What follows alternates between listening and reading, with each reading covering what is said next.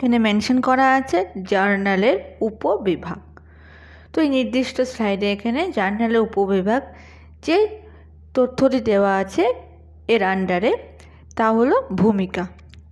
তো প্রথমে আমরা যে ডিটেলসটা এই নির্দিষ্ট স্লাইডে মেনশন করা আছে সেটা আগে আমরা পড়ব। যদি এন্টারপ্রাইজে লেনদেনগুলি বিশাল হয়, লেনদেনগুলি পোস্ট করার প্রক্রিয়া সহজ করার জন্য সেগুলিকে দুটি বিভাগে শ্রেণীবদ্ধ করা উচিত। লেনদেনগুলিকে ভাগ করা হয়, একটি নিয়মিত ভিত্তিতে এবং অন্যটি অনিয়মিত ঘটনার ভিত্তিতে। লেনদেনের নিয়মিত বা ঘন ঘন ঘটনা নিয়মিত জার্নালে নথিভুক্ত করার পরিবর্তে শুধুমাত্র পৃথক বইয়ে রেকর্ড করা হয়, যা অ্যাকাউন্টে সহায়ক বই বা সহায়ক জার্নাল নামে পরিচিত। সাবসিডিয়ারি জার্নাল বা বইগুলি শুধুমাত্র লেনদেনের ঘটনার উপর ভিত্তি করে সংস্থাগুলি দ্বারা তৈরি করা হয়। সাধারণত ফার্মের লেনদেনের ঘন ঘন ঘটনা অ্যাকাউন্টিং সিস্টেমের সহায়ক বইগুলির একটি প্রধান অংশ। তো এই নির্দিষ্ট স্লাইডে যে তথ্যটি এখানে দেওয়া রয়েছে সেটি পড়ার পরে আমরা কি বুঝতে পারলাম বা আমরা কি জানতে পারলাম? জার্নালের উপবিভাগ এর সম্বন্ধে আমরা জানতে পারলাম যে এই নির্দিষ্ট টার্মটি আসলে কি বোঝায়। এটি বলতে বোঝায় যে একটি জার্নাল বা হিসাব রাখার বইয়ের বিভিন্ন বিভাগের অধীনে থাকা উপবিভাগগুলো এবং ভূমিকা যে শব্দটি এখানে দেওয়া রয়েছে মানে জার্নালের উপবিভাগের ওপর আমরা কি ইন্ট্রোডাকশন দিতে পারি বা এর ইন্ট্রোডাকশন হিসেবে আমরা কি বলতে পারি, যেখানে আমরা বলতে পারি যে এখানে সাধারণত এই উপবিভাগগুলোর পরিচিতি বা উদ্দেশ্য বোঝানোর জন্যই জার্নাল উপবিভাগ ভূমিকা এই তথ্যটি এখানে ব্যবহৃত হয়েছে। তো একটি জার্নালে বিভিন্ন ধরনের লেনদেনের হিসেব রাখা হয় এবং সেই হিসেবগুলোকে শ্রেণীবিভাগ করার জন্য বিভিন্ন উপবিভাগ তৈরি করা হয়। তো উদাহরণস্বরূপ আমরা এখানে বলতে পারি নগদ বই, ক্রেডিট বই, ডেবিট বই ইত্যাদি। তো এই উপবিভাগগুলো হিসাবের সঠিকতা ও সুসংগঠিতভাবে পরিচালনা করার জন্য গুরুত্বপূর্ণ ভূমিকাও পালন করে। তো এই তথ্যটি হিসেবে আমরা কি বলতে পারি যে এই যে বর্ণনাটি দেওয়া রয়েছে নির্দিষ্ট স্লাইডে সেটির ভিত্তিতে আমরা এটা বলতে পারি যে এটি একটি এন্টারপ্রাইজের লেনদেন পরিচালনার পদ্ধতি নিয়ে আলোচনা করছে। এখানে ব্যাখ্যা করা হয়েছে যে যখন একটি এন্টারপ্রাইজের লেনদেনগুলি বিশাল এবং জটিল হয় তখন লেনদেনগুলি দুটি বিভাগে ভাগ করা উচিত, নিয়মিত এবং অনিয়মিত। তো এই বিভাগগুলো লেনদেনগুলির সঠিক এবং সহজ ব্যবস্থাপনার জন্য খুবই গুরুত্বপূর্ণ এবং খুবই ইম্পর্টেন্ট, জরুরি। তো নিয়মিত এবং অনিয়মিত লেনদেনের শ্রেণী বিভাগ হিসেবে আমরা কি বলতে পারি? প্রথমে নিয়মিত লেনদেন মানে এগুলি এমন লেনদেন যা ঘন ঘন ঘটে এবং সেই ক্ষেত্রে আমরা বলতে পারি যে যেমন নগদ লেনদেন, বিক্রয় বা ক্রয় ইত্যাদি। তাহলে এই লেনদেনগুলিকে আমরা একটি পৃথক বইয়ে রেকর্ডও করতে পারি বা রেকর্ডও করা হয়ে থাকে, যাকে সহায়ক বই বা সহায়ক জার্নাল বলা হয় বা বলা হয়ে থাকে। তো অনিয়মিত লেনদেন মানে এগুলি এমন লেনদেন যা কম ঘটে এবং সাধারণ জার্নালে রেকর্ড করা হয়। তো সহায়ক জার্নাল হিসেবে আমরা কী বলতে পারি? নিয়মিত লেনদেনগুলিকে সাধারণত জার্নালে না রেখে সেগুলি সহায়ক জার্নালে রেকর্ড করা হয়। তো এই ধরনের জার্নালগুলি সংস্থার বিশেষ প্রয়োজন অনুযায়ী তৈরি করা হয়ে থাকে বা তৈরি করা হয় এবং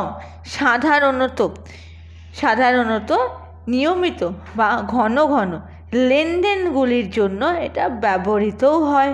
তো এই জার্নাল বা বইগুলি অ্যাকাউন্টিং সিস্টেমের একটি গুরুত্বপূর্ণ অংশ হিসেবে কাজ করে। তো এটি মূলত একটি সংস্থা বা এন্টারপ্রাইজের হিসাব ব্যবস্থাপনার একটি প্রক্রিয়া, যেখানে লেনদেনগুলিকে শ্রেণীবদ্ধ করে সহজ এবং কার্যকরভাবে পরিচালনা করা হয় বা করা হয়ে থাকে। তো এখানে জার্নালের উপবিভাগ এই যে ভূমিকা নিচে যে নির্দিষ্ট তথ্যটা দেওয়া রয়েছে সেটি পরে আমরা এটা বুঝতে পারলাম। এরপরে আমরা জানতে পারবো নগদ বই এর সম্বন্ধে। তো নগদ বই জানার জন্য আমাদের পরবর্তী স্লাইডে যেতে হবে। পরবর্তী স্লাইডে এখানে কি মেনশন করা আছে? নগদ বই সাধারণত 4 ধরনের ক্যাশ বই প্রস্তুত করা হয়। এইগুলো এক কলাম সহ সাধারণ নগদ বই কিংবা সিঙ্গেল কলাম। তারপরে ডিসকাউন্ট কলাম সহ নগদ বই, যা 2 কলামের নগদ বই নামেও পরিচিত। তারপরে ব্যাংকের সাথে নগদ বই এবং ডিসকাউন্ট কলাম, যা 3 কলামের নগদ বই নামেও পরিচিত। তারপরে ক্ষুদ্র নগদ বই, সাধারণ নগদ বই সাধারণ নগদ বই 1 কলামের নগদ বই হিসাবেও পরিচিত। এটি নগদ অ্যাকাউন্টের মতো, যেখানে রসিদ এবং নগদ অর্থ প্রদান সম্পর্কিত সমস্ত লেনদেন রেকর্ড করা হয়।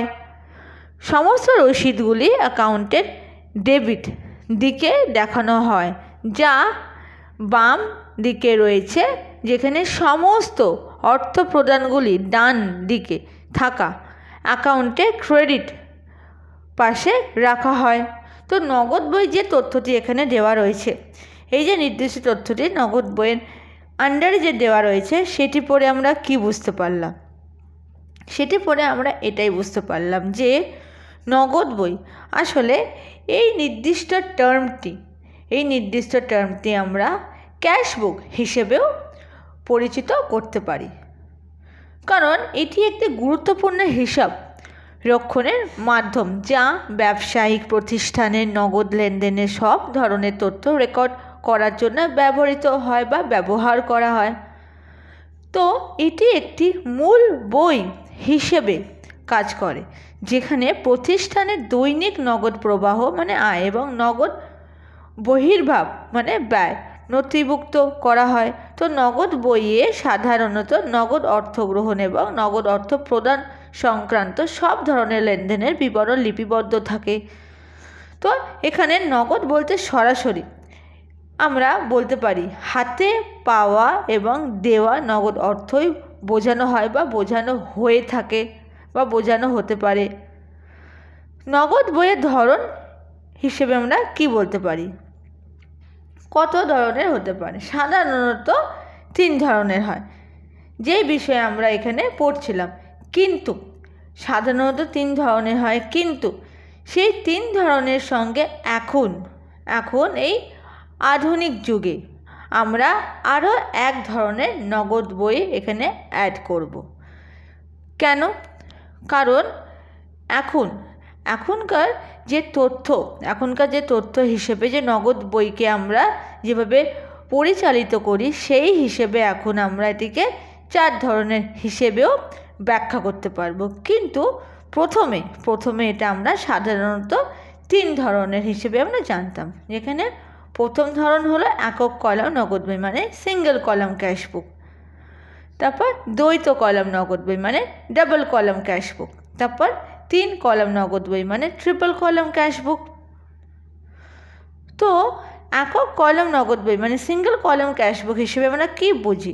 এটি সবচেয়ে সহজ নগদ বই, যেখানে কেবল নগদ লেনদেনই রেকর্ড করা হয় এবং এই নগদ বইয়ের 2টি প্রধান দিক থাকে, ডেবিট দিক এবং ক্রেডিট দিক মানে আয় এবং ব্যয়।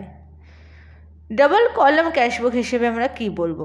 এখানে নগদ এবং ব্যাংক উভয় ধরনের লেনদেন একসাথে রেকর্ড করা হয়, মানে ডেবিট এবং ক্রেডিট উভয় দিকেই 2টি কলাম থাকে, একটি নগদ লেনদেনের জন্য এবং অন্যটি ব্যাংক লেনদেনের জন্য। 3 নম্বর ট্রিপল কলাম ক্যাশ বুক। এখানে নগদ, ব্যাংক এবং ডিসকাউন্ট মানে ছাড় 3টে কলাম থাকে। এটি বিশেষত তখন ব্যবহৃত হয় যখন লেনদেনের সাথে ডিসকাউন্টও প্রযোজ্য হয়। তো নগদ বইয়ের এখানে বৈশিষ্ট্য হিসেবে আমরা কি বলতে পারি, মূল বই হিসেবের কাজ। এখানে নগদ বইকে প্রায় মূল বই মানে লেজার হিসেবেও আমরা বিবেচনা করতে পারি বা বিবেচনা করা হয় বা বিবেচিতও করতে পারি, কারণ এখানে প্রতিটি লেনদেনের এক্স্যাক্ট হিসেবটাই রাখা হয়ে থাকে বা রাখা হয়। দ্বিতীয় বৈশিষ্ট্য হিসেবে আমরা বলতে পারি দৈনিক লেনদেনের রেকর্ড, মানে প্রতিদিনের নগদ লেনদেন এখানে রেকর্ড করা হয়, যা প্রতিষ্ঠানের নগদ প্রবাহের সঠিক অবস্থা জানায় বা জানানো হয়। তো ভুল এড়ানো মানে নগদ বইয়ের সঠিক ব্যবস্থাপনা একটি প্রতিষ্ঠানের হিসেব ব্যবস্থায় ভুল এড়াতে সাহায্য করে। তাহলে এখানে 4 নম্বর যেটি বলা হচ্ছে ক্ষুদ্র নগদ বই। এখন ক্ষুদ্র নগদ বই যে তথ্যটি এখানে মেনশন করা হয়েছে সেই হিসেবে আমরা কি বলতে পারি, কারণ সাধারণত 3 ধরনের নগদ বই হিসেবে আমরা জানতে পারি, কিন্তু এখন নিয়ম অনুসারে ক্ষুদ্র নগদ বই এই নির্দিষ্ট টার্মটিও আমরা এখানে ইনক্লুড করব বা যোগ করব। কারণ যখন আমরা এই নির্দিষ্ট টার্মটির ব্যাপারে জানব, তখন সেই হিসেবে আমরা বুঝতে পারবো যে এখনকার যে রুলস বা যে রেগুলেশনস আছে সেই অনুযায়ী আমরা ক্ষুদ্র নগদ বই এই তথ্যটি বা ক্ষুদ্র নগদ বইয়ের যে তথ্যটি সেটা কেন ইনক্লুড করব, কারণ ক্ষুদ্র নগদ বই হিসেবে আমরা এখানে বলতে পারি সাধারণত ছোট খাতার মতো একটি বই বোঝায়, যা দৈনিক ছোট বা সিম্পল এবং স্মল বা ছোট ছোট লেনদেন বা ব্যয় রেকর্ড করার জন্য ব্যবহৃত হয়। তাহলে এই ধরনের বই সাধারণত ব্যবসা বা ব্যক্তিগত ব্যবহারের জন্য ব্যবহৃত করা হয়ে থাকে, যাতে দৈনিক আর্থিক লেনদেনের হিসেব রাখা হয়। তাহলে আমরা ক্ষুদ্র নগদ বই হিসেবে আমরা এখানে এটা বলতে পারি যে এই নির্দিষ্ট নগদ বইটিও এখন আমরা একটি নগদ বইয়ের ধরন হিসেবেও বিবেচিত করতে পারি। তো সাধারণত নগদ বই হিসেবে আমরা কি বলতে পারি যে সাধারণত নগদ বইয়ের যে তথ্যটি হিসেবে আমরা এখানে পড়ছি, তো সেই হিসেবে আমরা এটা বলতে পারি এবং এটা আমরা বুঝতে পারি যে নগদ বই আসলে এই যে 4 ধরনের নগদ বইয়ের কথা বলা হয়েছে তার সঙ্গে নগদ বইয়ের বৈশিষ্ট্য এটির সাথে একটি লিঙ্ক আছে। কারণ নগদ বইয়ের ব্যবহার হিসেবে আমরা যখন ধরব, তখন আমরা এটা জানতে পারবো যে নগদ বইয়ের প্রধান উদ্দেশ্য হলো প্রতিষ্ঠানের নগদ লেনদেনের সঠিক এবং বিস্তারিত হিসাব রাখা। তাহলে আমরা এখানে এটাও বলতে পারি যে এটি একটি নির্ভুল আর্থিক চিত্র প্রদান করে, যা প্রতিষ্ঠানের মুনাফা, ক্ষতি এবং অন্যান্য আর্থিক সিদ্ধান্ত গ্রহণের জন্য খুবই গুরুত্বপূর্ণ। তাহলে আমরা এখানে এটাও বলতে পারি নগদ বইয়ের সঠিক ব্যবস্থাপনা একটি প্রতিষ্ঠানের আর্থিক স্থিতিশীলতা এবং সফলতার জন্য অপরিহার্য। তো এটি প্রতিষ্ঠানের নগদ লেনদেনের সব তথ্য একত্রিত করে এবং হিসাব ব্যবস্থাকে স্বচ্ছ ও কার্যকর করে তোলে। তো এই নির্দিষ্ট তথ্যটি পড়ে আমরা এটাই জানতে পারলাম যে নগদ বই হিসাবের একটি গুরুত্বপূর্ণ অংশ বা গুরুত্বপূর্ণ পার্ট, ইম্পর্টেন্ট পার্ট আর ক্রুশিয়াল পার্ট। তাহলে আমরা এটি বিভিন্ন ধরনের হিসেবেও আমরা জানতে পারি, বা তাই জন্য এটি বিভিন্ন ধরনেরও হতে পারে।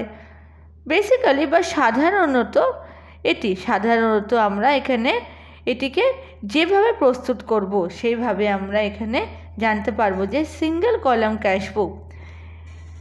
কলাম ক্যাশবুক আসলে এটি এক ধরনের ক্যাশবুক, এবং তাই এই নগদ বইয়ের ডেবিট পাশে বাম দিক সমস্ত নগদ রসিদ রেকর্ড করা হয়, অর্থাৎ যত টাকা প্রতিষ্ঠানের আছে তার হিসেব এখানে থাকে, এবং ক্রেডিট পাশে মানে ডান দিকে সমস্ত অর্থ প্রদান রেকর্ড করা হয়, অর্থাৎ যত টাকা প্রতিষ্ঠান থেকে বের হয় তার হিসেব এখানে থাকে। ডিসকাউন্ট কলাম ক্যাশবুক হিসেবে আমরা এখানে বলতে পারি যে প্রথম কলামে নগদ লেনদেন রেকর্ড করা হয় এবং দ্বিতীয় কলামে ডিসকাউন্টের তথ্য রেকর্ড করা হয়। এটি তখন ব্যবহৃত হয় যখন লেনদেনের সাথে ডিসকাউন্টটা প্রযোজ্য হয়। ব্যাংক কলাম ক্যাশবুক হিসেবে জানতে পারি যে এটি এমন পরিস্থিতিতে ব্যবহৃত হয় যেখানে নগদ এবং ব্যাংক উভয় লেনদেনের সাথে ডিসকাউন্টের হিসাবও রাখতে হয়। এই ধরনের নগদ বই প্রতিষ্ঠানের ব্যাংক লেনদেনের সঠিক হিসাব রাখতে সহায়ক। পেটি ক্যাশবুক হিসেবে আমরা কী বলতে পারি? ক্ষুদ্র নগদ বই এবং ছোট আকারের নগদ বই যেখানে ছোট ছোট ব্যয়গুলি রেকর্ড করা হয়ে থাকে। তো এটি সাধারণত দৈনিক ছোটোখাটো ব্যয় যেমন স্টেশনারি কেনা, ছোটোখাটো যাতায়াত খরচ ইত্যাদি রেকর্ড করার জন্য ব্যবহৃত হয়। তো সাধারণত নগদ বই এক কলামে নগদ বই হিসাবে পরিচিত এবং এটি মূলত নগদ লেনদেন বা নগদ লেনদেনের রেকর্ড করার জন্যও ব্যবহৃত হয়। তাহলে এখানে প্রতিদিনের নগদ রসিদ এবং অর্থ প্রদান রেকর্ড করা হয় যা প্রতিষ্ঠানের নগদ প্রবাহের একটি সঠিক ধারণা দেয়। তো এই ধরনের নগদ বই সহজ এবং সাধারণ হিসাব ক্ষেত্রে ব্যবহারও করা যায়। কারণ এই ক্ষেত্রে আমরা বলতে পারি যে আরও একটি তথ্য এখানে আমরা অ্যাড করতে পারি বা যুক্ত করতে পারি যে এই ধরনের নগদ বই সহজ এবং সাধারণত হিসেব ব্যবস্থার জন্য আদর্শ, মানে পারফেক্ট। তো এই তথ্যটি পড়ে আমরা নগদ বইয়ের ব্যাপারে এটাই জানতে পারলাম। তো এরপরে আমরা যখন পরবর্তী তথ্য হিসেবে জানবো তখন আমরা কি বলতে পারবো? সে পরবর্তী তথ্যটি হলো দিনের বই ক্রয়। তো এই তথ্যটি জানার জন্য আমরা যাব এর পরের নির্দিষ্ট স্লাইডে। দিনের বই ক্রয় কী তথ্য এখানে মেনশন করা আছে? কলাম তারিখের জন্য বোঝানো হয়। কলাম সরবরাহকারীর নাম, তারপর ক্রয়কৃত এবং ক্রয়কৃতের পরে কি বলতে পারি আমরা? নিবন্ধের নাম এবং সংখ্যা, যেমন পরিমাণ সম্পর্কে বিশদ লেখার জন্য বোঝানো হয়। তো চালান নম্বর ক্রেডিট দিয়ে কেনাকাটা করার সময় বিক্রেতাকে একটি চালান দেওয়া হয়। তারপরে লেজার ফোলিও ক্রমের পরিমাণ। তো এই নির্দিষ্ট তথ্যটি পড়ে আমরা কি বুঝতে পারলাম? দিনের বই ক্রয় এর মানে হলো, দিনের বই ক্রয়ের মানে হলো, নির্দিষ্ট স্লাইডটির মানে হলো যে এটিকে আমরা একটি সহায়ক হিসেব বই বা সাধারণত ব্যবসায়িক প্রতিষ্ঠানের ক্রয় সম্পর্কিত লেনদেন রেকর্ড করার জন্য ব্যবহৃত করতে পারি বা এই ব্যাপারে আমরা এই হিসেবে এটাকে দেখতে পারি। কারণ দিনের বই ক্রয় পারচেস ডে বুক আসলে এটি এক প্রকারের বুক বা বই, যেটি আমরা বলতে পারি যে এই বইতে তাই জন্য শুধুমাত্র কৃতিত্বের ভিত্তিতে কেনা পণ্য ও পরিষেবার তথ্য লিপিবদ্ধ করা হয়। তো অর্থাৎ যখন কোনো পণ্য বা পরিষেবা নগদে না কিনে ঋণের ভিত্তিতে কেনা হয় তখন সেই লেনদেন দিন বই ক্রয় রেকর্ড করা হয়। তো সেই ক্ষেত্রে বলতে চাইবো যে আমরা পারচেস বুক হিসেবে বলতে পারি যে এটি কেবল ক্রেডিট কার্ড ক্রয়, বা এর বৈশিষ্ট্য হিসেবে বলতে পারি যে এটা কেবল ক্রেডিট ক্রয়। এখানে শুধুমাত্র ক্রেডিট বা ঋণের ভিত্তিতে কেনাকাটা করার পণ্য ও পরিষেবার রেকর্ড রাখা হয়। তারপর সহায়ক হিসাব মানে দিন বই ক্রয় মূল হিসাব বই মানে লেজার এর একটি সহায়ক বই হিসাবে কাজ করে, যেখানে মূলত ক্রয়ের বিস্তারিত বিবরণ থাকে। তো সংগঠিত রেকর্ড মানে সমস্ত ক্রয়ের বিবরণ ক্রম অনুসারে এই বইতে লিপিবদ্ধ করা হয়, যেমন তারিখ, সরবরাহকারীর নাম, পণ্যের বিবরণ আর পরিমাণ, মূল্য ইত্যাদি। তো দিনের বই ক্রয়ের ব্যবহার হিসেবে বলতে পারি এটা বা ব্যবসায়িক নিয়ন্ত্রণ কারণে ব্যবহার করা হয়, যেখানে ক্রয় সম্পর্কিত তথ্য সংগঠিতভাবে সংরক্ষণ করে, যা ব্যবসায়িক ব্যয় এবং সরবরাহকারীদের সাথে সম্পর্কিত নিয়ন্ত্রণেও সাহায্য করে। হিসাব নিয়ন্ত্রণ মানে এই বইটি ক্রয়ের তথ্য সঠিকভাবে রেকর্ড করে, যা হিসাব পরিচালনা সহজ করে তোলে এবং পরবর্তী বিশ্লেষণের জন্য সহায়ক হয়। তারপরে বিলিং এবং পেমেন্টস, সরবরাহকারীদের বিল এবং পেমেন্ট সংক্রান্ত হিসাবের জন্য দিন বই ক্রয় খুবই গুরুত্বপূর্ণ। তো এখানে আমরা বলতে চাইব যে পারচেস বুক বা পারচেস ডে বুক, দিনের বই ক্রয় পারচেস ডে বুক হিসেবেও যদি আমরা বলি, তাহলে এই ক্রয় ব্যবহারের মাধ্যমে একটি প্রতিষ্ঠানের ক্রয় লেনদেন সহজে ট্র্যাক করা যায় এবং এর ফলে প্রতিষ্ঠানটির আর্থিক ব্যবস্থাপনা আরও সুসংগঠিত হয়। তো এই নির্দিষ্ট স্লাইডটি পড়ে আমরা এটা বুঝতে পারলাম যে এটি কত বেশি গুরুত্বপূর্ণ। এরপরে আমরা যাব এর পরবর্তী স্লাইডে ডিটেলসে আমরা যাব, যেখানে আমরা জানতে পারবো বিক্রয় দিবস বই, ক্রয় রিটার্ন বই। তো নির্দিষ্ট স্লাইডে মেনশন করা আছে বিক্রয় দিবস বই, ক্রয় রিটার্ন বই। প্রথমে আমরা নির্দিষ্ট স্লাইডে যে তথ্যটি দেওয়া রয়েছে সেটি আগে আমরা পড়ব। তো কী তথ্য দেওয়া রয়েছে? বিক্রয় দিবস বই, ক্রেডিটে বিক্রি করা পণ্যগুলি এই বইয়ে লিপিবদ্ধ করা হয়েছে, তবে যদি নগদ বা সম্পদ বিক্রি করা হয় নগদ বা ক্রেডিট হিসাবে বিক্রি করা হয়, তবে সেগুলি এই বইয়ের মোটেই লিপিবদ্ধ নয়। তবে নগদ বইয়ের লিপিবদ্ধ করা হয়েছে। জার্নাল এই বইয়ের ফার্ম ক্রয় বইয়ের মতোই নিম্নলিখিত বিক্রয় দিবসের ফর্ম মানে ক্রয় রিটার্ন বই। এই হিসেবে আমরা কি জানতে পারি? এই বইটি রিটার্নস আউটওয়ার্ড বুক নামেও পরিচিত। এই বইটি এই সময়ের মধ্যে সরবরাহকারীদের সমস্ত রিটার্ন রেকর্ড করে। রিটার্ন হলো সরবরাহকারীর কাছ থেকে ক্রয়কৃত পণ্য বা কাঁচামাল এবং রিটার্ন হলেও পরিমাণ বা মানের পার্থক্যের কারণে রিটার্ন পর্যাপ্ত সংখ্যাকে বা রিটার্ন পর্যাপ্ত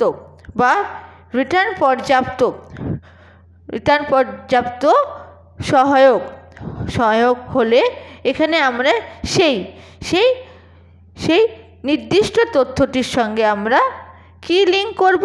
এই বইটির, যেখানে আমরা জানতে পারবো যে এই বইটির ব্যবহার করা হয় বা কোন নির্দিষ্ট টাইমে ব্যবহার করা হয় বা কোন সময় ব্যবহার করাটা উচিত। তাহলে যদি রিটার্ন বেশি না হয় তাহলে তা জার্নালে রেকর্ড করা যেতেও পারে। তো এমন যে নির্দিষ্ট তথ্যটি এখানে দেওয়া রয়েছে সেটির থেকে আমরা কি জানতে পারলাম? আমরা জানতে পারলাম যে এই যে তথ্যটি এখানে দেওয়া রয়েছে সেটির সঙ্গে কি লিঙ্ক আছে? সেটির সঙ্গে লিঙ্ক আছে যে এই অ্যাকাউন্টিং যে টার্মটি, সেই টার্মের সঙ্গে বিভিন্ন ধরনের হিসাব বইয়ের সম্পর্ক আছে, যার থেকে আমরা জানতে পারবো যে ফাইন্যান্সিয়াল স্টেটমেন্টের পজিশনটা কোথায় একটি নির্দিষ্ট অর্গানাইজেশন বা নির্দিষ্ট কোম্পানিতে। তো এখানে আমরা যদি ক্রয় রিটার্ন বই হিসেবেও দেখি তাহলে সেই ক্ষেত্রে আমরা যে ক্রয়ের ব্যবহারের সম্বন্ধে যে লেখা হয়েছে সেটির সম্বন্ধে বলতে চাইব। তো দিনের বই ক্রয়ের ব্যবহার হিসেবে আমরা কি বলতে পারি? ক্রয় সম্পর্কিত তথ্য সংগঠিতভাবে সংরক্ষণ করে, যা ব্যবসায়িক ব্যয় এবং সরবরাহকারীদের সঙ্গে বা সাথে সম্পর্ক নিয়ন্ত্রণে সাহায্য করা। হিসাব নিয়ন্ত্রণ, এই বইটি ক্রয়ের তথ্য সঠিকভাবে রেকর্ড করে, যা হিসাব পরিচালনা সহজ করে তোলে এবং পরবর্তী বিশ্লেষণের পরবর্তী বিশ্লেষণের জন্য সহায়ক হয়।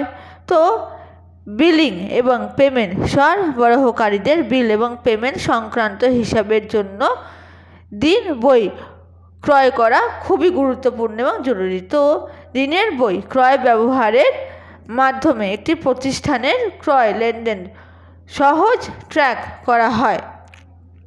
তো এবং এর ফলে প্রতিষ্ঠানটির আর্থিক ব্যবস্থাপনা আরও সুসংগঠিত হয়। তাহলে এই যে নির্দিষ্ট তথ্যটি দেওয়া আছে, এটি পড়ে আমরা এটাই জানতে পারলাম।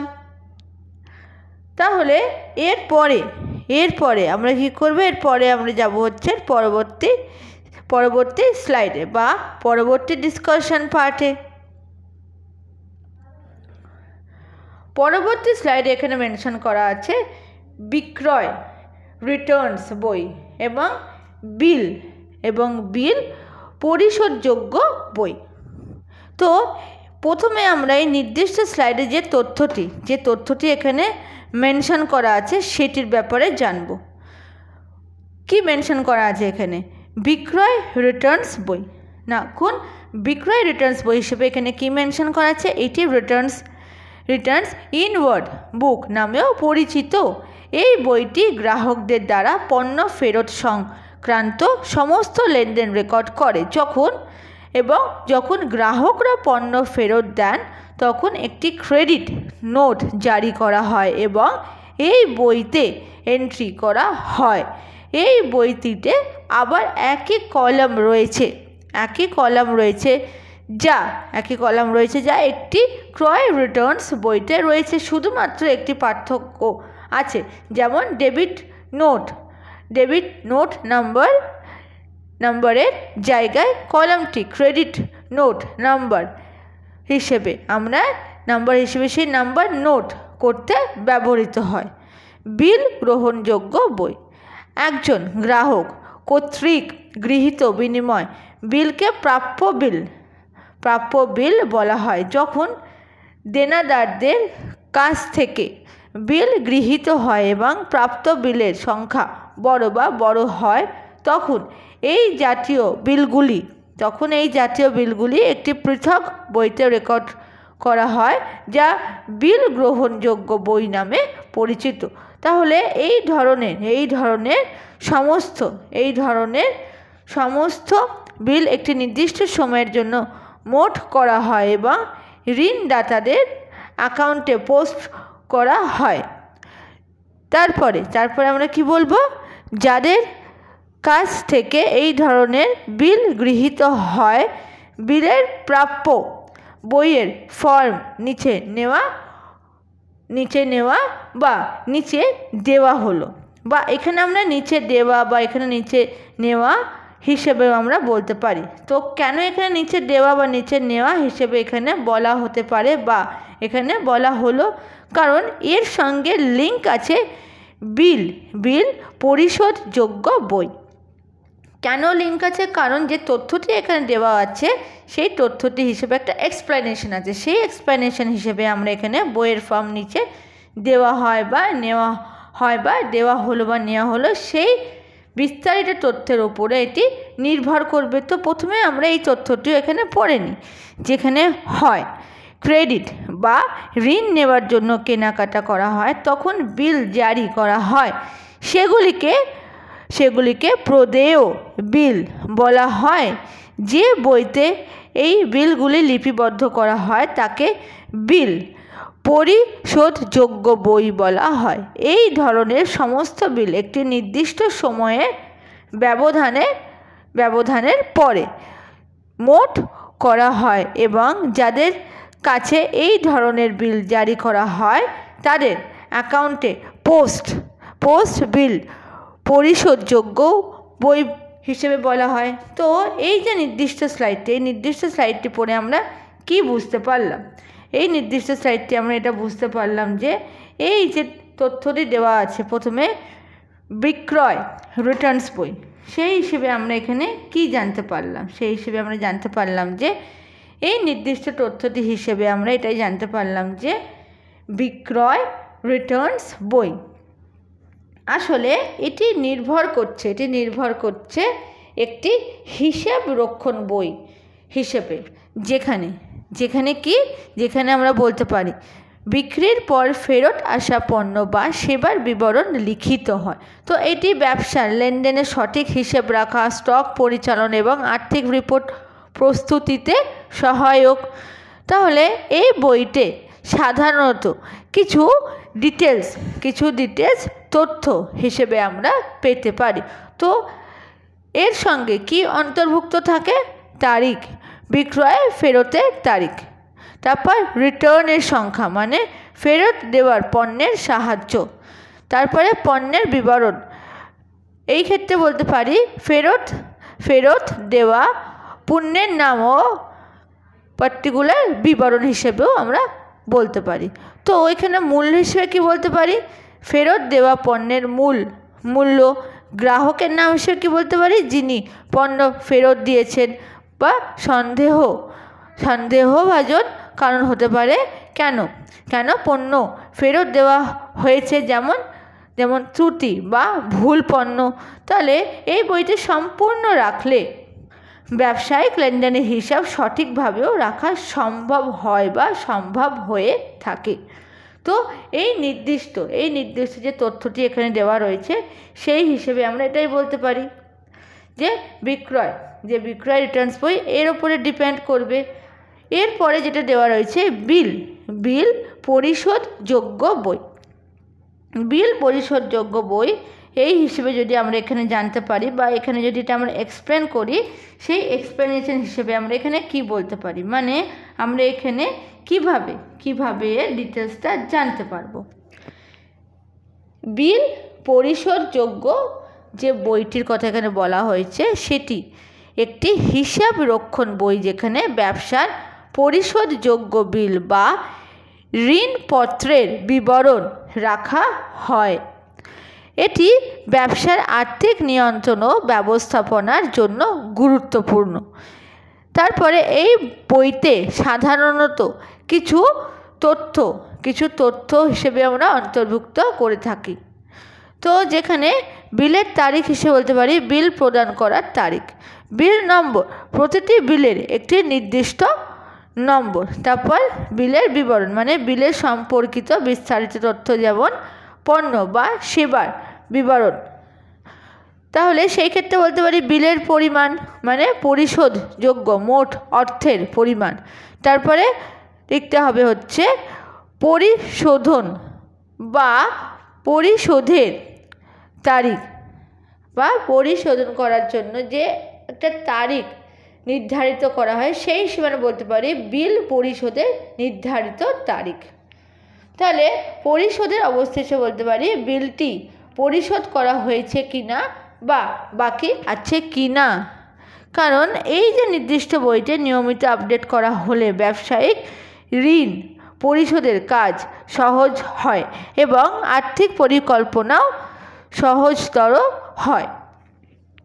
তো এই যে নির্দিষ্ট তথ্যটি এখানে দেওয়া আছে বিল পরিশোধযোগ্য বই, এই তথ্যটি হিসেবে আমরা এটাই বলতে পারি। তো এরপরে আমরা যাব এর পরবর্তী স্লাইডে বা পরবর্তী ডিসকাশন পার্টে।